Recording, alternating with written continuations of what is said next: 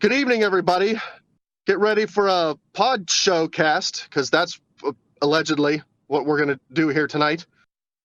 So you're about to listen to four idiots try to talk over each other and speak logically about what can only be described as a male soap opera that lacks any sort of logic at all. But by God, we're going to try to apply logic to it like it makes any fucking sense at all.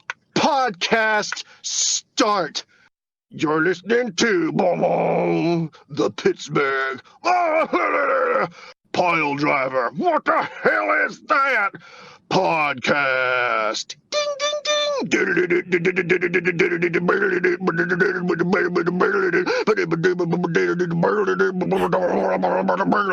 That's right. It's going to be one of these episodes. All four you idiots listening. I have to deal with these assholes 7 days a week. You only have to deal with them one night for 2 hours. I am 7 days a week, fucking 800 hours a day. They never stop. Ba-ding, ba-ding, ba-ding, ba-ding. My phone goes off all damn day. Ba-ding, ba-ding. It never stops. Poot's the only one that doesn't text because he's apparently the only one that's doing any fucking work during the day.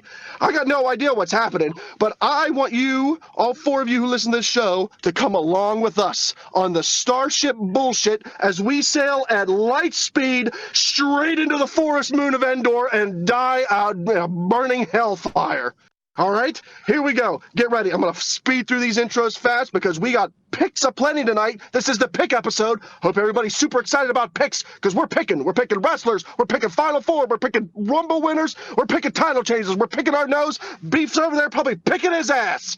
Ready, steady, go. On the Starship bullshit, let's introduce the crew. We've got Chief Engineer Beef the Legend. He will squawk and squeak and speak as high as he can so that only dogs will be able to hear. Trust me, it'll probably be illogical, but only dogs can hear it. Next, we've got the Ambassador, Poot the Bard Bebe. Title longest reigning ever. I got nothing bad to say about this man. He is the only professional that we've got on this godforsaken, doomed hell ship of a podcast that gives it any sort of legitimacy. See, I can't even do it. So Poot the Bard Bebe, he's good. Next, we've got Chief of Security, Commander Tiger Bomb. If you are interested in drinking games, let me tell you, get your Jack Daniels, get your shot glasses out, because we're going to take a shot every time the words I was just wanted to say, come out of this man's mouth. You'll be drunk within the first 15 minutes. And last but most certainly least, we've got Captain Ransom at the helm. I will fly the ship directly into your house and burn you to the ground. I'm ranting, I'm raving, I'm pissed off because my life's not going so well, and damn it all, yours probably shouldn't be either. So fuck you. Podcast, go. Somebody else do it. I'm tired. That's it. Stop the fucking recording because it ain't getting no better from there, man. Nope, we're done. Like, chop this son of a bitch off. All right, whatever. It's done. Holy Oh crap. God, that was a stream of. I'm gone for 1 week, and look what you have driven the Advocate to. You fucking crazy assholes. Don't ever leave me again, Poot. I need you. I'm sorry. I was there in spirit, but it just wasn't enough. It just wasn't enough. These people are the worst. I forget. And also, you know what, Ransom? I'm on your side. I'm on your side with the pa-ting, pa-ting. They're the reason that I keep my phone on mute. They're the reason I keep my phone on mute. It never stops. Do you know how many telemarketers calls I've missed because of them? They have important things to sell me, like nonsense and recorded calls, and I drop my phone. I'm all riled up now, too. Every time I'm on a stream and I'm actually trying to promote you guys within the stream and everything like that, I get the same damn thing. I don't want to hear it. Well, what do you mean you get the same damn thing? I never text you in the group chat when you're streaming. Nope. I literally have nothing. I literally have nothing that you guys interrupted me on ever. I just like to talk to you guys. So you know what? I'm sorry for being your friend. Yeah, right in the fields. You know what? I'm on Team Beef now. I never thought I'd fucking say it. I'm on Team Beef. Really should apologize. I'd like your apology, please. Oh, wow. You need to be on Team Beef. How fucking dare you? Oh, my God. Oh, it's so good to be back. Hold on, wait a minute. Did Ransom just say he wanted a gift card to the Sizzler? Do the Sizzlers even exist anymore? Yeah, I said on I'll the take West a $25 Coast. gift card to Sizzler. We're going to California, bitches. Oh, that's a terrible place. Let's not go there. Okay, well, how about Washington? Burgers out there. How about Washington? They have Sizzlers in Washington. You know who has a Sizzler? What? Our sponsor. Oh. Not this guy. They have sizzling hot deals, let me tell ya. That I do. Multifamily garage sales. That I don't. We want to thank our segue because I can't thank the sponsors. I'm winded. I'm losing my voice. I can't do it. We do want to thank Mr. Tiger. Uppercut. Bomb Tom for his page Casual Gaming Dad for his constant support and his wonderful streams. You're doing was it Detroit Become Human? Correct. I'm doing that, and as of today, the YouTube link now is youtube.com/c/casualgamingdad84. So there you go. Hooray! You got your subscriber count to get there, right? I did. Congrats, buddy. Thank you. I mean, I've been youtube.com/Poot the Bard for a long time, but I'm just saying. Hey, I mean, I'm just fucking with to be fair, I haven't posted in a year and a half, though. So To be fair. To be fair. Son of a bitch. Son of a bitch. I mean, I think we should definitely spot. We should definitely thank the other guy too, Sean we should Tischler. spot him. Yeah, Mr. And, Sean because- Tischler and his work with IWC. Beef, take it away. Yeah, man. We Yemen. Tiger Bomb Tom and I apparently were the ones to check out the IWC Reloaded on Saturday. It was a really good event. But we have had our eyes open because of the man, the myth, the legend, Mr. Sean Tischler, and him bringing IWC to the masses of Clearfield. So we're so thankful for the input that he's given us and what he has done to support us. So thanks, Sean, and keep doing what you're doing and keep bringing awesome wrestling to that hole in the ground up there. Indeed. So I listened to you guys. I listened to the podcast last week. Sorry. While I was sorry to hear that. While I was rolling to and from the gig on Saturday, which is why I couldn't catch the IWC show. Because Hellbent had a gig, and boy howdy, it was fucking great. Driving over a mountain in the snow and slush and fog and nightmare in a hearse, mind you.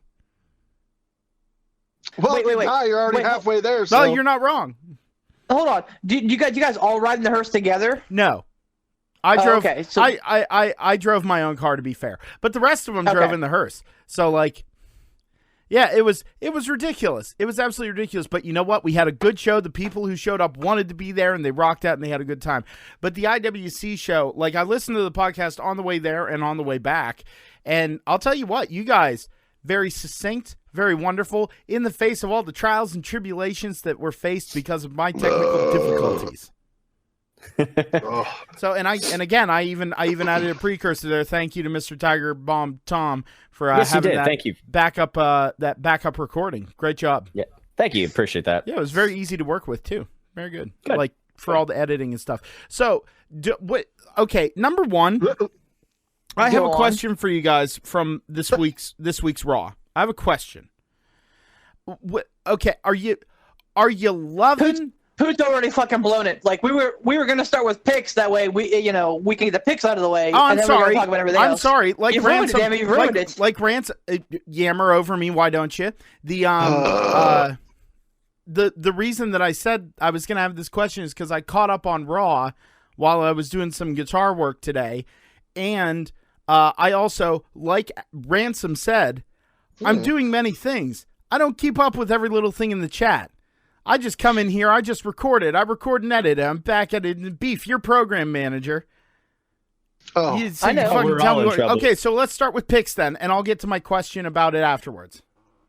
Yeah, hold on. Write it down, Pooh, because I, for the fucking first time in, I don't know, a year, probably watched the entire episode of Raw, so I'm prepared tonight. So, but yeah, let's do some picks. Tiger Bomb, you are the you're the stat boy on this. So you want to? I'm sure that you have a list of all the matches and how you want to do this. So I'm gonna turn it over to you. It's your show. Get us started on some picks, brother. All right. Well, since Beef is the Rumble man and it is his favorite pay-per-view, we're doing picks for NXT versus NXT UK Worlds Collide, and also the Royal Rumble. So we got 8 matches on the card for the Rumble. We got, I believe, 6 matches announced for Worlds Collide. We're going to start off with Worlds Collide, and being that it's all part of Rumble weekend and it's his favorite pay-per-view, let's start off with Mr. the Legend. Beef, who you got for Mia Yim versus Kaylee Ray? This is a pre-show match. No title on the line. My predictions have all been shit. Like, the last, 5 months have been shit. I even picked the Titans to win last weekend. That was shit. So, take these with a grain of salt. I mean, a grain of shit. I'm picking Kaylee Ray because, to me, there's no reason to have a champion lose to a non-champion. Okay. Ransom. Kaylee Ray. I'm also picking Kaylee Ray. No brainer, Kaylee Ray. Yep. And you know what? I'm gonna let Beef redeem himself and stuff like that because it's his Rumble weekend. DIY versus Mustache Mountain. Who you got, Beef? This is the one that I'm probably going to differ on you guys on. I'm picking Mustache Mountain because I don't see, ideally you want to make both of these brands look good. And there's 6 matches, so one's the cruiserweight, so that's a throw out. So you can really have one brand win 3, one brand win 2. I think that Mustache Mountain has to win this one because I don't see UK winning any of the other matches. So I'm picking Mustache Mountain here. Okay, Ransom. Who is in this match again? Oh, Johnny Gargano and Tommaso Ciampa, which is DIY, their old tag team, versus Mustache Mountain. That's Trent Seven and Tyler Bate. Tyler Bate was the one that faced Walter at the UK the thing back in August whenever we did the live show. DIY is back together? For this one night only, yeah. I mean, they're both baby faces right now, so it's not out of the realm of possibility. If they, but for right now, for this show, yeah, it's a one night. Oh, okay, so one night gig. This isn't like a team has reformed and they're going back to the old DIY days. No, probably not. No, because they're pushing Ciampa pretty hard in the title hunt for Goldie. Oh, okay. Well, if that's the case, I'm picking Mustache Mountain. Yep, you're reading my mind because even though on Raw and SmackDown they like to have teams that aren't an established team go over an established team. This is not Raw or SmackDown. This is NXT and NXT UK. So Mustache Mountain it is. Oh, it's got to be Mustache Mountain. I really feel like for the wide breadth of this pay-per-view, they're gonna have NXT UK looking good, and plus having Ciampa and Gargano can take that loss. It's fine, and making Mustache, people love Mustache Mountain. Who doesn't? Come on. So yeah, but people love DIY too, man. It breaks my heart to see them bring back DIY just to probably have them lose. There could be some fuckery here with the grizzled young vets. Who knows? But all right, so. Next match is a fatal 4-way for the NXT Cruiserweight Championship. We got Angel Garza versus Isaiah Swerve Scott versus Jordan Devlin versus Travis Banks. Beef. I tell you what, I would love to see the Kiwi Buzzsaw win this one. I think that he would be a wonderful fit on 205 Live or even on NXT. But Garza just won the title. It felt like a cup of coffee ago, so they're not going to take it off him yet. So I'm picking Angel Garza for the win. Okay. Ransom. Wasn't Angel Garza the one that we went on and on and on about? Yes, that he's like in that one episode? Eddie incarnate, yes. Right. Okay, yeah, I can't see him losing, so I'm going to pick him. Just because we went on and on and on about him that one night, and it totally makes sense. If I may, Tiger Bomb? Yeah. I was going to say, in this case, I guess my previous statement doesn't really hold water because they just started, aside from the fact we talked and lauded how great Angel Garza is, seriously, they just started his push. They got to make him look good. So Angel Garza. I'm with you on that one too. So yeah. I mean, let's be real. All 4 of these guys are hyper talented, and it would not make me sad to see any of them win. But I mean, it's way too fresh for Garza at this point. So. Yep. All right. Let's see. We got. This is going to be a fun one. Finn Balor versus Ilya Dragunov. Beef. I struggle with this one, man. This honestly, like a lot of this card was tough to pick. Balor could take the loss, I think, easier than Dragunov could. But whenever you're having Balor facing fucking Johnny Wrestling at the next takeover, you want to make him look good too. Balor. Okay. Ransom. Is this Finn Balor or is this the Demon? Just Finn Balor, because I don't think he's doing the demon thing anymore. I think he's just like, I'm a badass without the demon. New attitude. So he's not doing the Demon at all? I mean, I haven't seen it since he's come back to NXT. Let me preface it with this. Back in New Japan Pro Wrestling, he was Prince Devitt. And for like the bigger pay-per-views, Prince would don some face paint. That's where the Demon was born out of. I don't think he'll go full Demon as like a bad guy in NXT, but I think that we'll probably see some Prince face paint probably at NXT Portland, but it's likely not going to be this Saturday. No. Okay, and who did you say that Finn is Finn challenging for the title? No. No. This is Dragunov, the guy who he right, but not Cesaro, this match. right? The one that you referenced afterwards. Oh yeah, he's facing the fucking Johnny Gargano. He's facing Gargano at Portland, and it's not a title match. No. And Portland takeover is in February. Keep in mind. So right. Okay, well, if that's the case, I want to say Finn because I don't think they're going to make him. I think they want him to go into the match with Gargano strong. I feel like if he goes in off a loss, I don't know. That might just be bullshit. You're saying that if he goes in off a loss, it's going to make him look weaker or whatever. But I'm going to pick Finn on this one. Okay. I'm going with Balor because in the case of the previous matches that we were talking about, how Ciampa and Gargano could eat the pins and it's not really going to hurt them that much. I think that makes an even better case for Johnny being the underdog. So I got Balor on this one. Balor takes a win at this pay-per-view. Johnny takes a loss in his tag match and still moving forward in their rivalry and their little grudge match or whatever. Johnny's the underdog per usual, which is, he plays that fiddle pretty well. So, and it can still make. Oh, I'm sorry. No, go ahead. It can still make Gargano look strong because Gargano doesn't have to take the pin. Correct. Ciampa could take the pin, and it can still be. No way.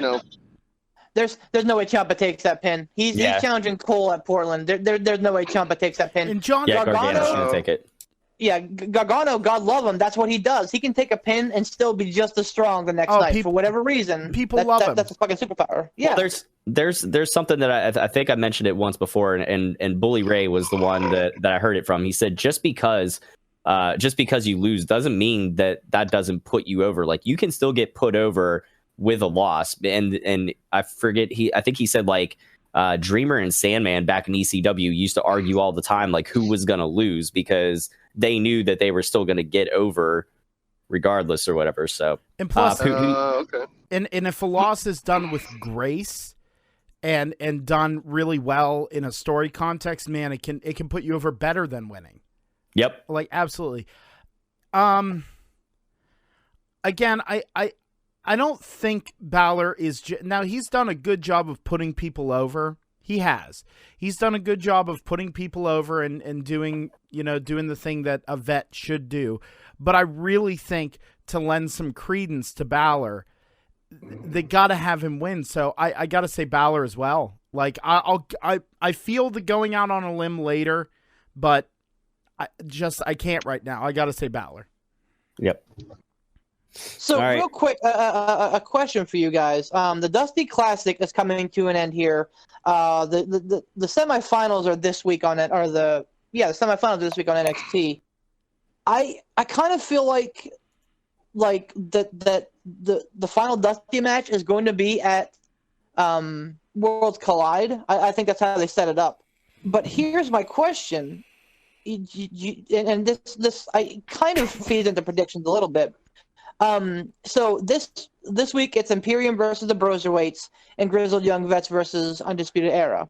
Obviously, if you go my first initial thought was Imperium versus Undisputed Era for the Dusty Classic 2020. And if you do that, you can just make the 4-on-4 match kind of that, and that final.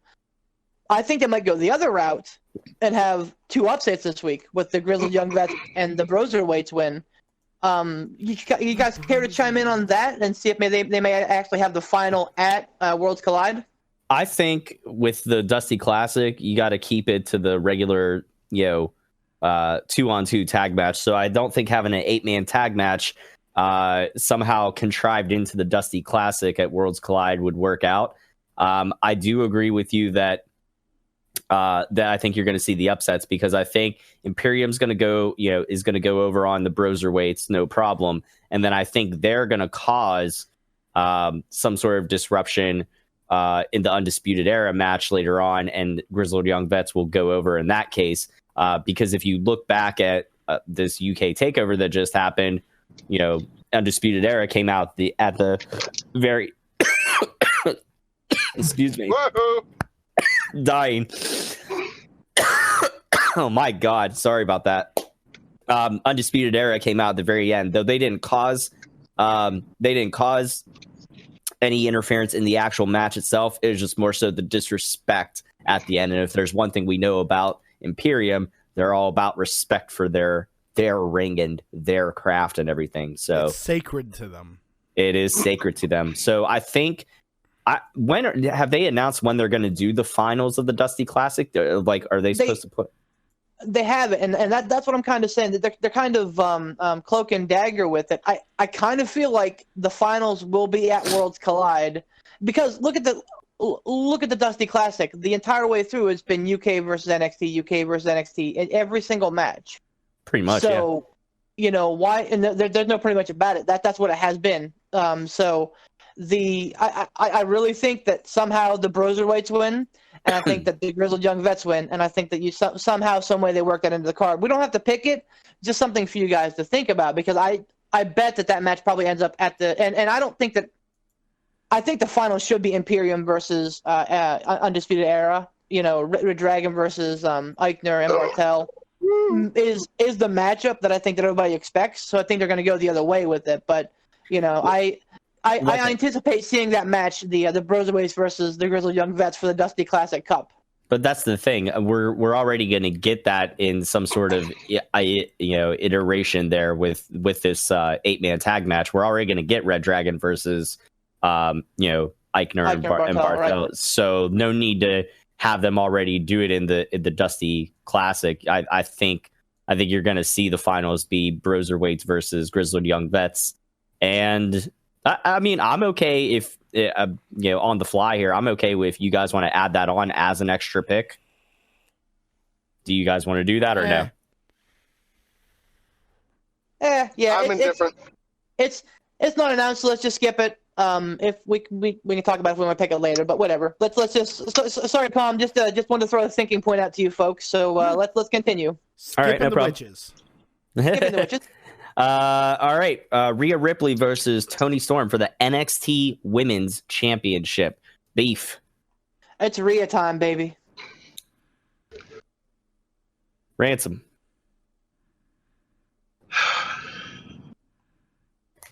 Yeah, I'm going to say Rhea.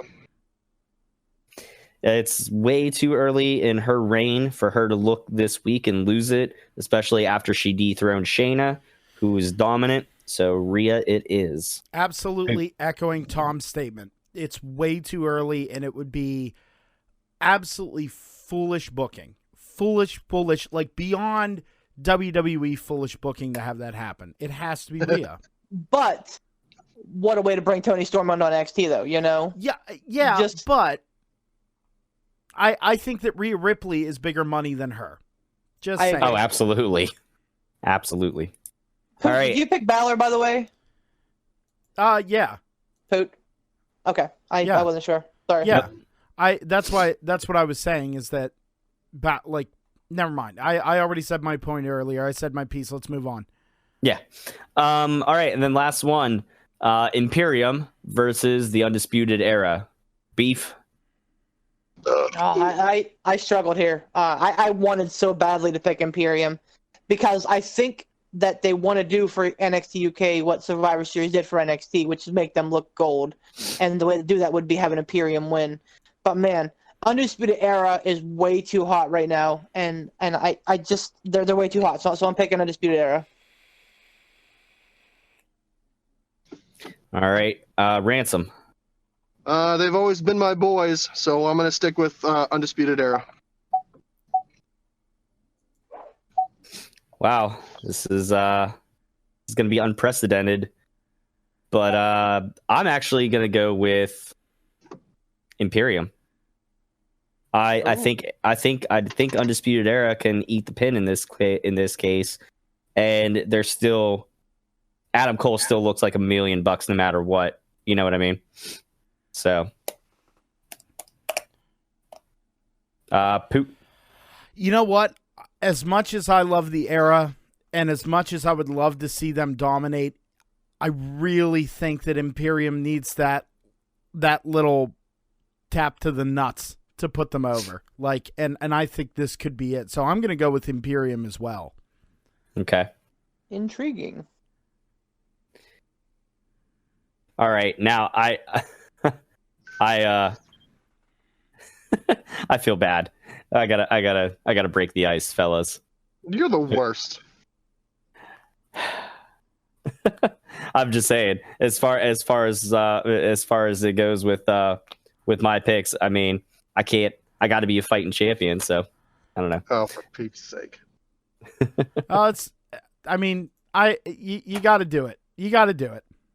You want me to break the news? No, you're fine. You broke the ice on this one. Let's move on to the main show. Okay. Rumble time. All right. Rumble time. I don't know what's going to be as far as a pre-show match. There's nothing listed. Probably Andrade versus Humberto, if I had to guess. Yeah. Well, that's the first match that I got down. So kick it off, Beef.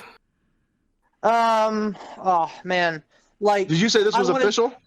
Yes. It's an official match, but it's not. But nothing's listed as pre-show or not. Ah, okay. I want to say that this falls under the whole Garza thing, where it's too soon because Andrade just got this title like a month ago.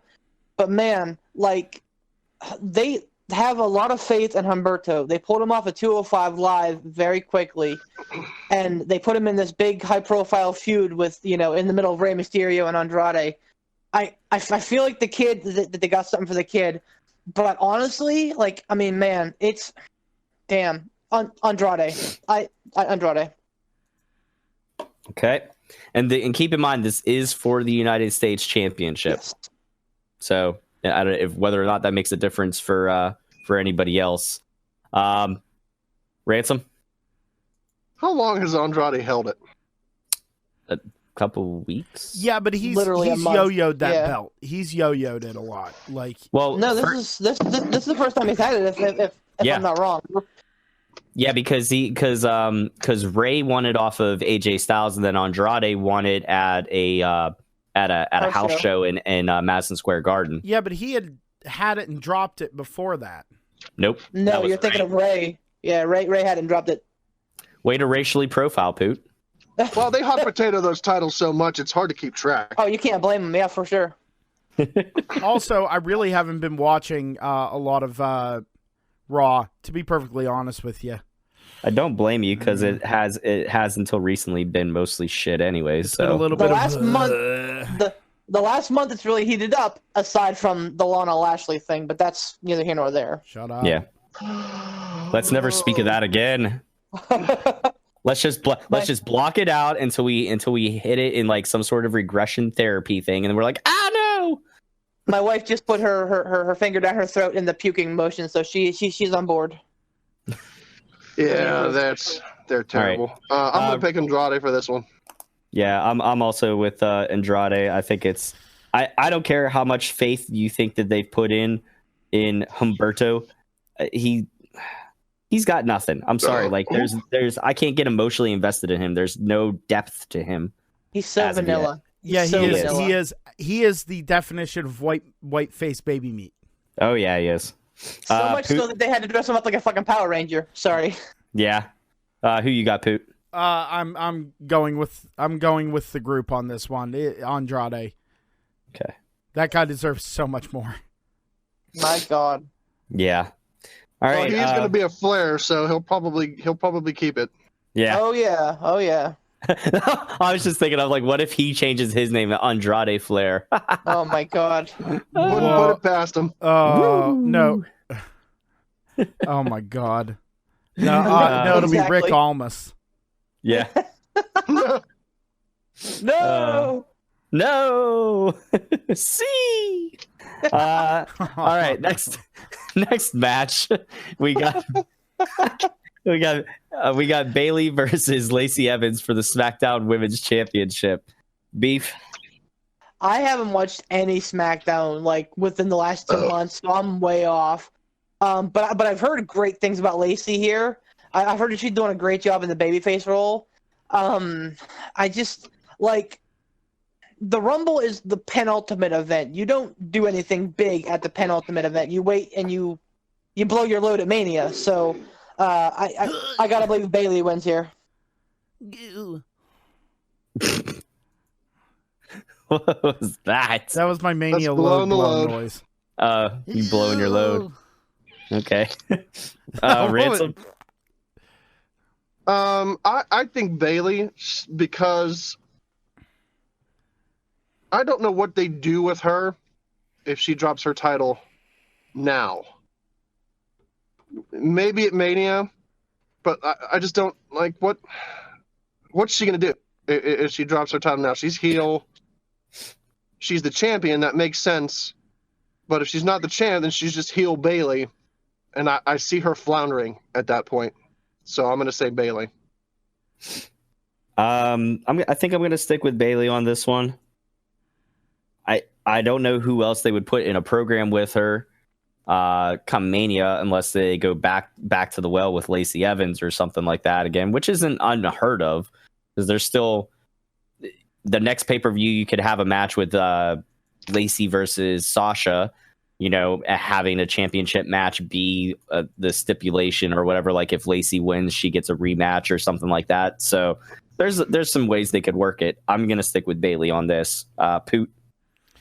I think that they need to keep on the Bayley train. Lacey Evans is fun, but I'm sorry, she's a way better heel. She's a way better heel. I just, maybe that's just me, than she is babyface. Babyface feels forced. I'm going to go with Bayley. I think they need to keep pushing Bayley. Okay. And I don't know what they do with Lacey. Like when she wins the title, then who does she go on to feud with?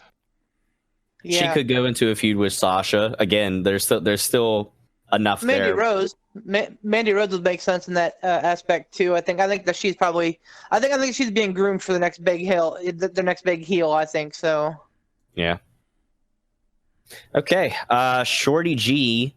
That's Chad Gable for anybody that cares. Versus. Oh my gosh. Yeah. I'm sorry. I can't get behind the Shorty G name. So. Hell no! Fuck that. Fuck Vince McMahon and his stupid fucking names. Sorry, go ahead. Shorty G versus Sheamus, who is just now returned within the last couple of weeks. Now, again, I mean, let's you have to suspend a little bit of disbelief, but still, No, you don't. Beef. There is no point. There's no point in this match. There is 0 point in this match taking up time on this card. God love Chad Gable. He's doing everything. He has done everything that he has been asked of. He's a hell of an athlete. He's a very fun guy to watch. But he just keeps getting just fed dog shit after dog shit after dog shit. Sheamus beats him here, probably in a very quick match. Ransom. Yeah, I can't. I know logic has no place in the WWE. I know it doesn't because, we've seen Rey Mysterio beat JBL and the Big Show. Yeah, Sorry. So, yeah, I mean, size and power has, unless it comes to Brock Lesnar, that's the only time it seems to have any sort of logic involved to it. Not only that, Shorty G, what? And then Sheamus coming back. There's no way they're going to feed Sheamus to Chad Goofball on his return match. It's not they're not going to feed Sheamus to him. They're going to want to make Sheamus look strong. They're going to want to probably push him. It's got to be Sheamus. There's no way Chad Gable can win this.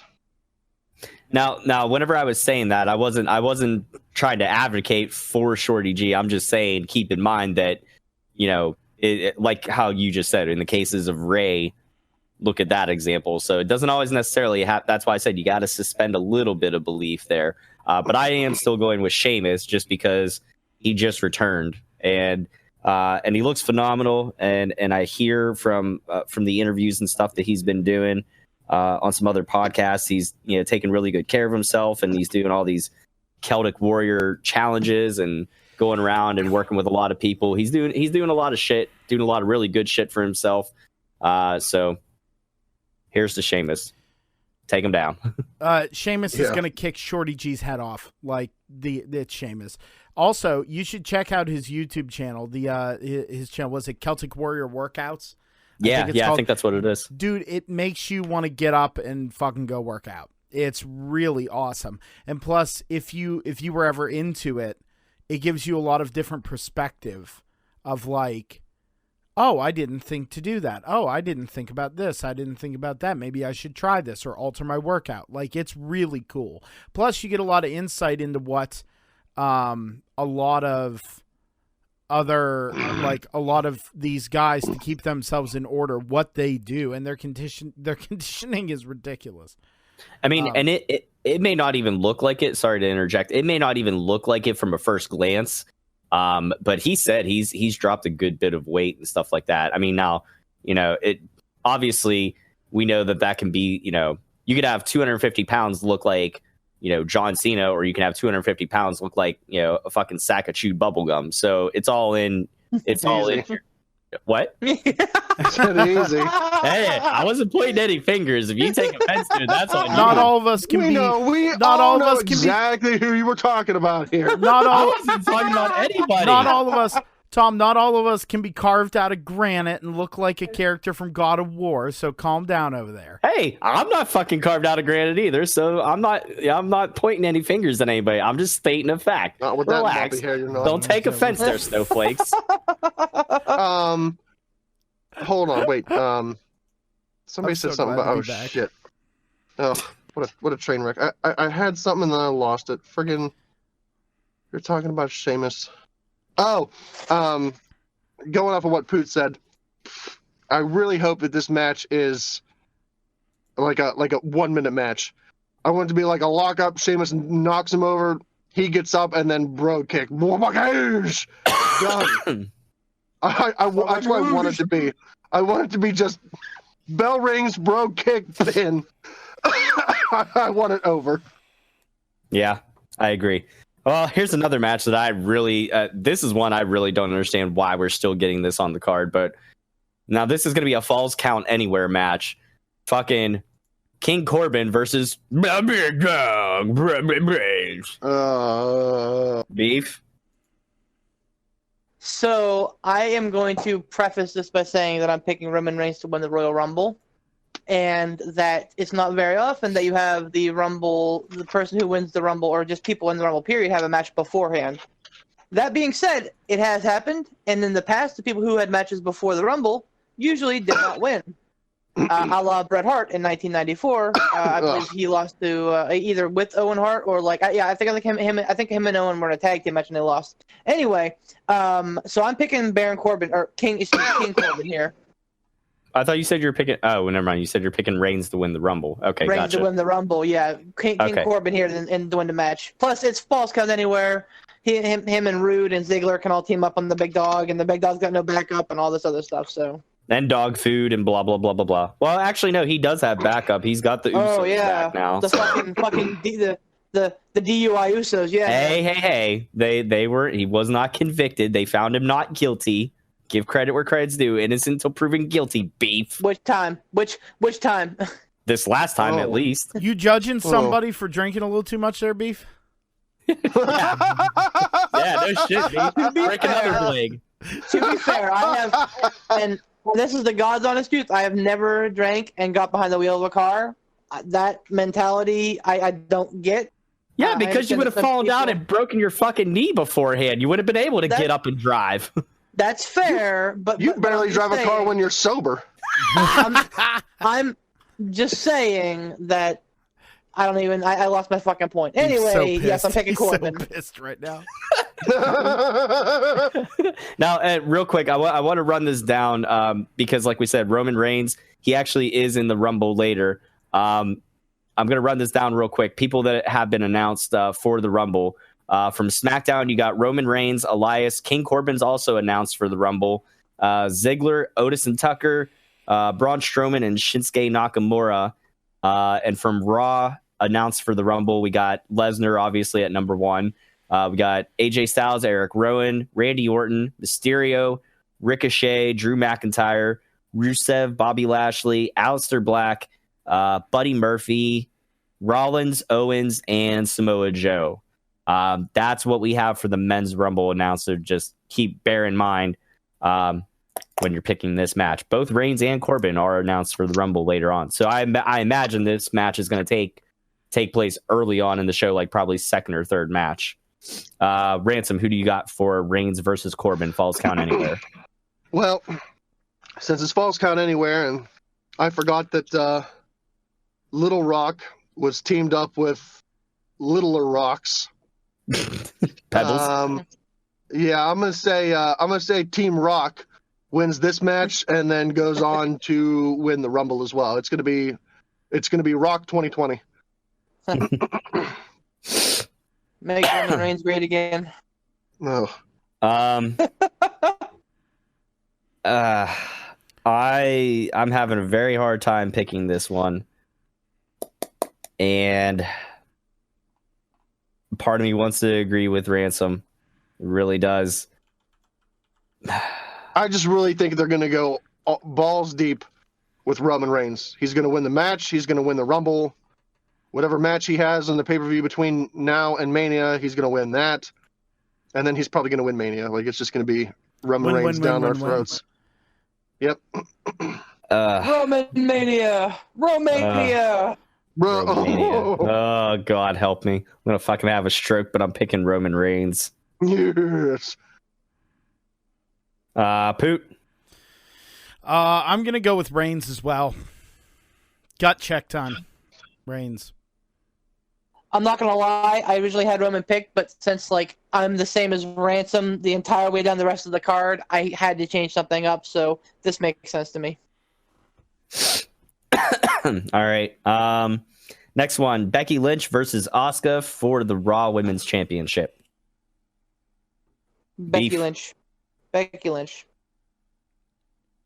Ransom? If Becky's going to lose the title, she's going to lose it at a Mania, not a Rumble. So I'm picking Becky. Yep. I think they're going to set something up bigger for her at Mania. Becky wins this one. Poot? Becky. I can see Going with Ronda Becky. Rousey coming back at Mania and beating Becky. If Ronda Close. Rousey Close. doesn't do it, I think they might set up for Shayna versus Becky, and I think you see Shayna come up and take the Ooh. Yeah. Yeah, Bingo. that too. so. Bingo. That too. But we'll get to that. All right, now this one I did not know that there was a stipulation for this, but apparently it's a strap match. Oh. So Strap this is on for The match? Fiend on a pole match. yeah, Fiend on a pole match for the WWE Universal Championship. We got the Fiend Bray Wyatt defending against Daniel Bryan, the new American Dragon Daniel Bryan. Is it going to be a strap-on match? A strap-on match? Yes. Beef? Here's the real question. Now that the Fiend's on SmackDown, are they still going to have that awful red light, or are they going to be like an awful blue light now? Nope, red light. Oh, don't. They're going to keep Terrible. that stupid It's- fucking dumb red light. So stupid. The Fiend wins because the big dog's got to beat the Fiend at Mania. Ransom? Yeah, that's again. This goes back to the whole title change before Mania. It doesn't make sense for the Fiend to drop the belt, and if he does, why? And it doesn't do anything for his character. Yep. So I picked the Fiend. Same. Fiend. Poop. It has to be the Fiend, and then you can build Amdrag back up from wherever. But it's going to be the Fiend. Like the run of this Fiend thing is going to end at WrestleMania. Like his main event push. Yep. He'll just be like back to being a force throughout the shows, and then probably maybe a year and a half, 2 years from now, it'll just peter out. Yep. But you're still hoping for that steak dinner come August, huh? I'm not happening. I don't think they're gonna ditch the character. I don't. They're not gonna ditch. No, they're not gonna ditch the character, but he's gonna be a who caresies. Yeah, I don't know. Once Roman beats him for the title, he's done. Stick a fork in him. I don't think it'll be that extreme. I just think he's gonna mire in the upper mid card. Yeah. Oh yeah, for sure. Yeah. Now, a quick question.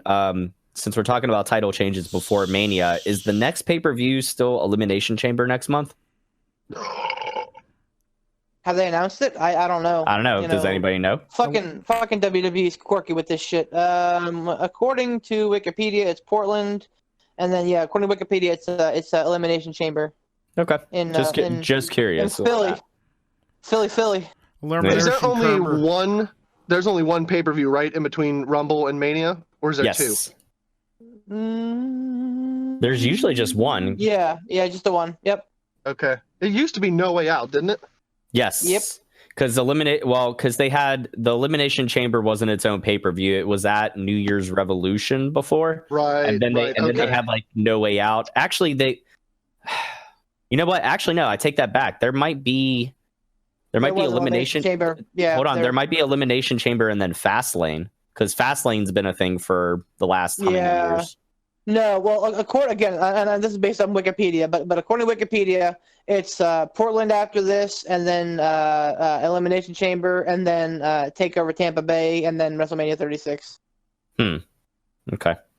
Just curious as far as talking about title changes and stuff, and we know, because obviously, look what happened last year with the Kofi push from Elimination Chamber, then to Fastlane, and then to Mania. So there was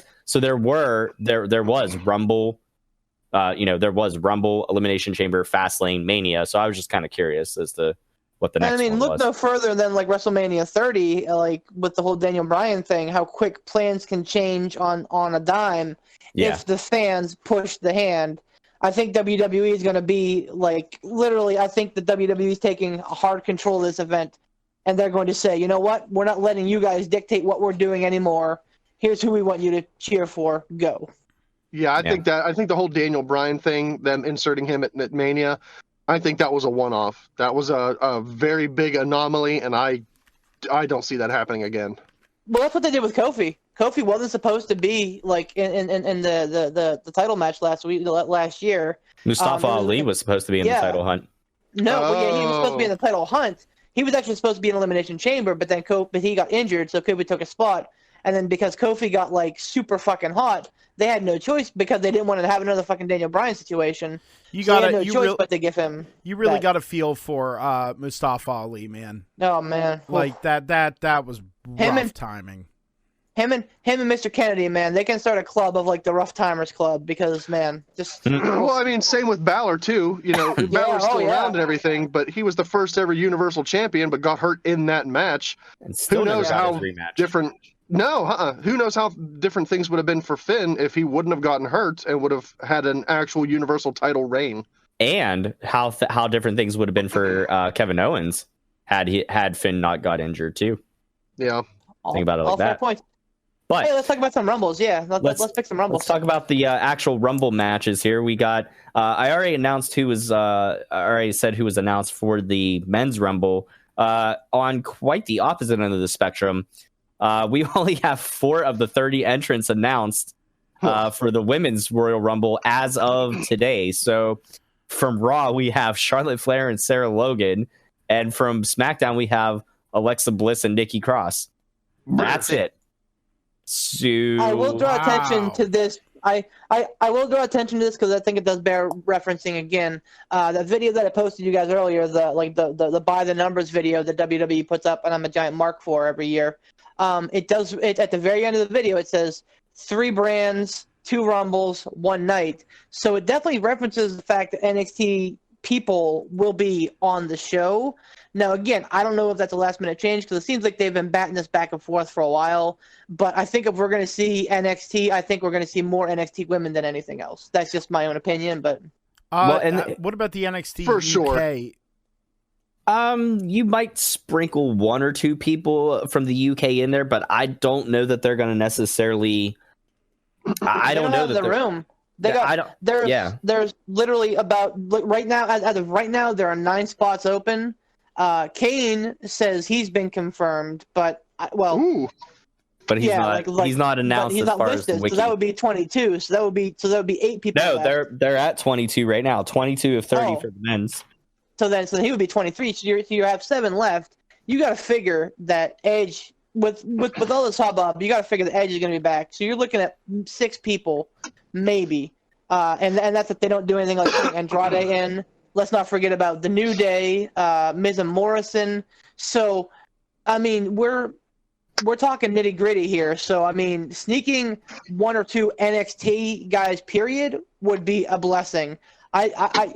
If we see an NXT UK guy, it's going to be Walter, and I think it should be Walter. Whoa, what if Walter throws out? Well, Bork Laser. Yeah, that'd be awesome. Bork Laser. Yeah, man, Bork Laser. But keep in mind, even if Walter does throw out Lesnar, that's not saying that he is going to win the Rumble. So I'm just putting that out there. But regardless, if they were smart, they would try. For as much as they pushed and pumped up NXT during Survivor Series, you would think that they would want to draw attention to their NXT guys on probably the second biggest pay-per-view of the year besides WrestleMania. And that way you get more eyes on Wednesday nights. But it's fucking dumbass. It's that's just me, It's dumbass short-term booking because Vince said at Survivor Series, he said, "Hey, I want to push NXT to make sure that they are competing with AEW." That was the whole reason that they went over at Survivor Series, was to make them a comparable brand, to make them seem like a legit threat to AEW. They were going to take NXT on the road, reportedly, and they decided to not. And they decided to not do that because, well, they're not taking NXT television tapings on the road because it's competing, quote unquote, with AEW. It's within a couple 100,000. So I don't think that Vince views. I think Vince views that as a win. And as long as they are, quote unquote, competing, as in within a couple 100,000, I don't think he sees the need to make NXT a big thing. That being said, I think Women's Rumble. See. Okay, yeah. Let's talk Women's Rumble because that's going to be a little bit easier to pick. Do you want me to give you my winner first? Yeah, that's what we're picking. Okay. Yeah, right. Okay, so Shayna Baszler. Yes, Shayna Baszler. Ransom. I agree.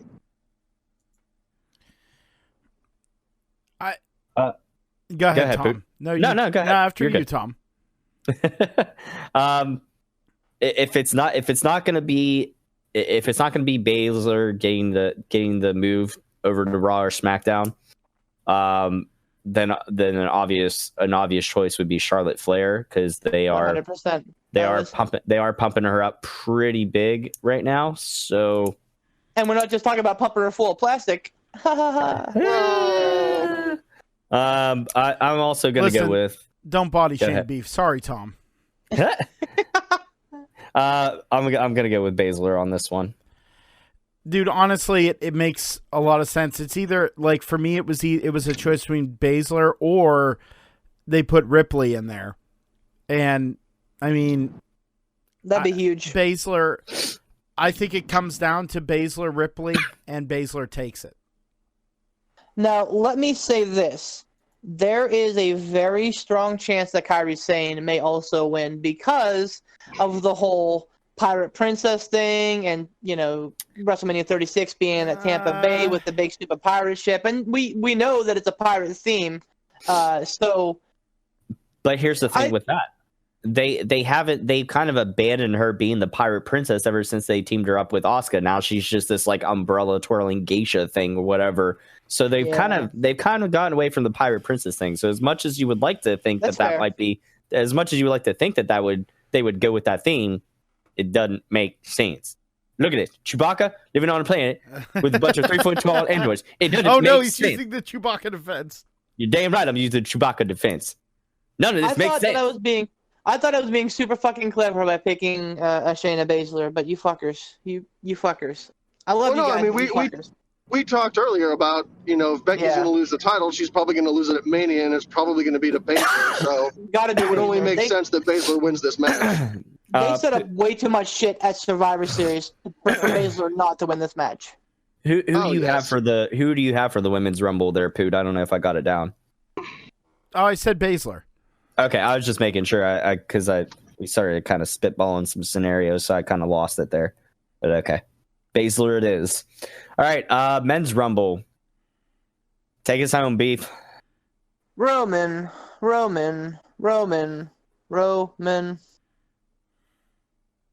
That your attempt at placating his music? Yeah, that was the sad Beef singing Roman Reigns' music. That was the saddest, limpiest, wet noodled beef that I ever heard. You really haven't known Beef that long, have you? I haven't actually. I mean, that's true. Yeah. Yeah. Right, it feels like an eternity, doesn't it? But no, it's not. It's okay. It gets easier. Speaking of getting it easier, Ransom. Hey, wait. Hello. Hey. I'm going to go out on a limb, and I'm going to say Goldberg. Oh, man. Are you fucking kidding me right now? Are you trying to give me a stroke, or are you being serious? Or both? No, it's got to be Roman. Ransom. I would love it for it to be anybody but Roman. At this point, I would love it for it to be Goldberg. Just to see the dumpster fire. Now, wait a minute. It's going to be stupid Roman. Let me make you eat your words. What if it was Lesnar? Would you rather see Lesnar win it instead of Reigns? See, at this point, I would, because if Reigns wins the Rumble, I have a feeling I know what's going to happen in Mania. Reigns wins the Rumble, Reigns is going to win Mania. But if Lesnar wins the Rumble, what the hell's going to happen at Mania? So that's what I want to see. I want to see Lesnar win the Rumble, because then I don't know what happens at Mania. But I'm going to pick Reigns because it's a foregone conclusion. I'm also going to pick Reigns. However, I do feel that the man to eliminate Lesnar in the Rumble is going to be Drew McIntyre, and that's going to set up for a feud with them at the next show or at Mania. So I'm picking Reigns to win, but I'm picking Drew to eliminate Brock Lesnar there. So, and Mr. Labard. Justin LeBar.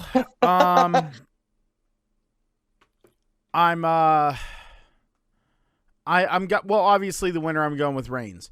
But for the person who eliminates Lesnar, I'm torn between Drew McIntyre was a thought, Sheamus was a thought, and Walter was a thought. And the two that I kind of came down to was Walter and Drew McIntyre.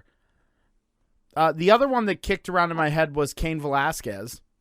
Yeah, I love you guys and your wonderful fantasy booking, but let's be real, it's gonna be Cain Velasquez.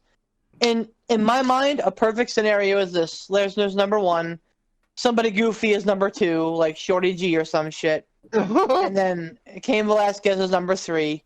Velasquez and Brock go crazy. They probably eliminate 2 or 3 people in their wake, and then they double eliminate sometime around number 10 or so. That way we still get 20 entrants of like, hey, it's not Lesnar, yay.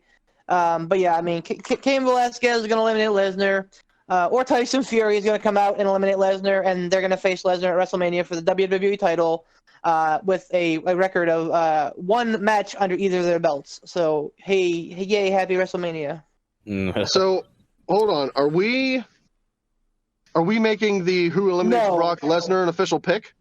I don't think so. No, we can't. No. But if we are going to do I say let's do it. Let's make it an official pick. Well, hold on. Okay. If we're going to do that, I'd also like to make the Dusty Tag Team Classic winners an official pick. Hell yeah, if I can do it all, Okay. man. Okay, then. Well, All right, okay. So we all what? We all have Roman Reigns as the winner. Yeah. Yes. All right, so All right. let's roll back and start over at the very beginning and pick who eliminates Lesnar. I don't care when they come out because that's there's no way I'm going to be able to accurately pick that.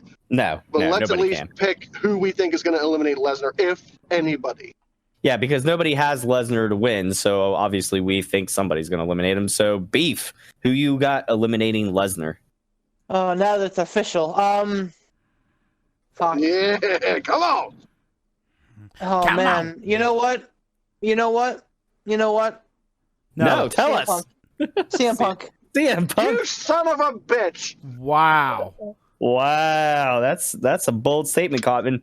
I mean, we talked about that, and I'm not opposed to that, and not just because I'm a Punk fan. I'm not a Punk mark like Beef, but there is storyline to be told from that still. Yeah. So it's And not he outside has the. been, he has been absent off TV the last several weeks, even though he's a proven draw on WWE backstage. So, out of sight, out of mind. Well, I think he's still in everybody's mind, but Ransom, who's in your mind? Well, Beef blew my spot because that's why I wanted to do these picks. I wanted to pick who eliminates Lesnar because I wanted to pick CM Punk because I wanted to be the only guy that picked CM Punk. But in fucking Beef fashion, he beakered himself into my fucking spot. Me, CM Punk, me. So I'm picking CM Punk too, you cocksucker. I can't. Oh man. I'm dying. Hope you break your ankle again, Since you killed rickety Tom, bastard. I feel like we Maybe all it's gonna be Edge. I feel like we were all holding our cards the opposite direction to try and fool each other because mine was also going to be Punk. Get the fuck out of here. Get the I'm, fuck yeah. out of here. I'm not I hate kidding. you I guys was so sitting here much. and I'm throwing out Cain Velasquez and all this stuff, and I'm thinking, oh, Drew McIntyre, and then at the 11th hour, I was going to throw out Punk, but so we're all going balls deep on this, huh? Yeah, Well, you know unless what? Tom does.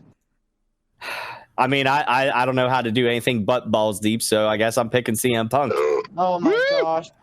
No, I'm kidding. I'm picking Drew McIntyre. Fuck you. All right. All and right, then what so about hold the go ahead. So we did our picks for who eliminates Lesnar. Now, do you think, let's just say, for instance, Punk does come back at the Rumble and Punk eliminates Lesnar.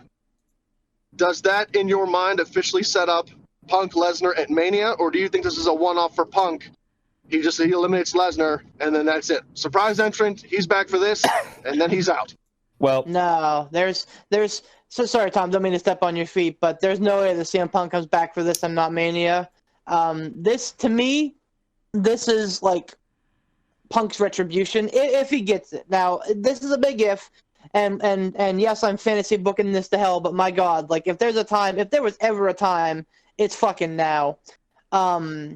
This is Punk's main event that he's wanted every year at Mania, and yes, it's probably not going to be the actual main event because Roman,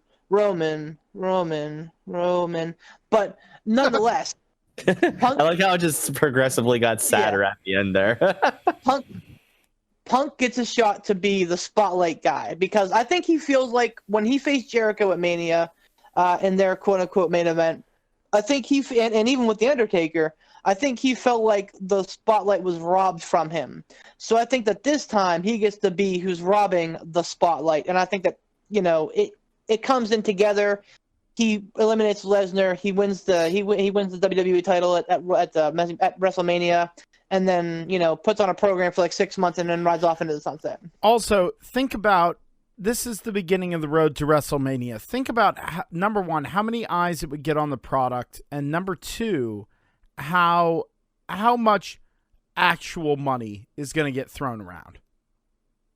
Like seriously, You can't ignore that. You can't deny that. And on top of that, like Beef said, this isn't coming from a standpoint of like, fans going like, oh boy, Punk's coming back. Oh, Punk's coming back. Half-Life 3 confirmed. Nobody's doing that.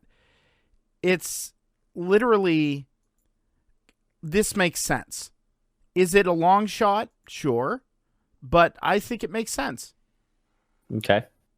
Now, real quick, before we finish up with the picks here, the Dusty Tag Team tournament winners. Who do we got winning that? That's the last little wild card pick that we got going on tonight. So, Beef. It's been well documented, to quote JR, that WWE likes their two singles guys to be, over. And the Dusty Classic has a history of two singles guys winning. But the Grizzled Young Vets are that damn good. I think the Grizzled Young Vets take it home. I agree. Okay, Grizz. Grizz Vets. Tom, go ahead. What do you think? I'm actually thinking it's going to be the other way around. As much as I want to see the Grizzled Young Vets take it, I think you might have. I think you're going to have Matt Riddle and Pete Dunne go over. So Broserweights it is for me. Again, did Black and Ricochet? Sorry, Pooh. Did Black and Ricochet just win last year, or was that the year before? It was last year, right? It was just last year. In the year before that, AOP or Undisputed Era, and I think the year before then was AOP. I think. And then the year before that, it was Joe and Balor, wasn't it? Let me double check here real quick. I think Joe look it up. Joe and Balor were inaugural. DIY won it in there. I'm pretty sure AOP won after them, and then I think Undisputed Era, and then AOP may not have won it. I don't know. Dusty Tag. Oh, there it is. I just had it. Hang on. Dusty Rhodes Tag Team Classic. Let's go with, there we go, winners. Here we go. All right, so in 2015, the winners were Finn Balor and Samoa Joe. 2016 was Authors of Pain. 2017 isn't listed for some reason. Did they not do it? They didn't do it, yeah. That's weird. Okay, 2018 was Undisputed Era. Adam Cole and Kyle O'Reilly actually winning it. And then 2019 was Aleister Black and Ricochet. I thought DIY won it too in there. Maybe we're just thinking of when they actually won the tag titles themselves. Right. So, Well, all right. But I got the Broserweights winning this one. So, who you got, Poot? I really would like to see Grizzled Young Vets get it. And oh my God, this is hard.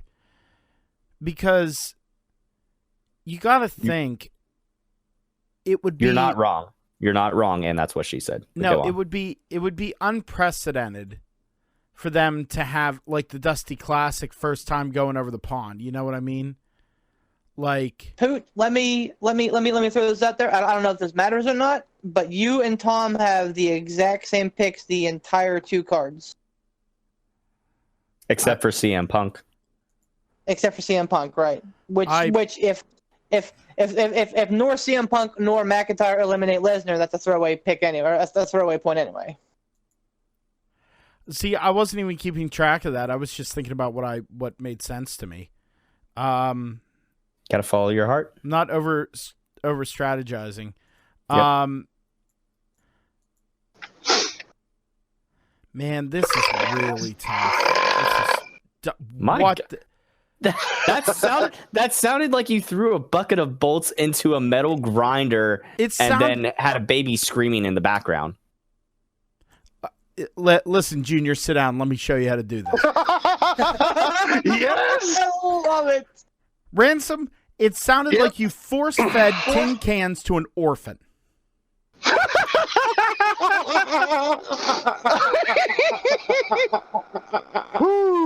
Yeah. I'm proud of that one. Wow. All right.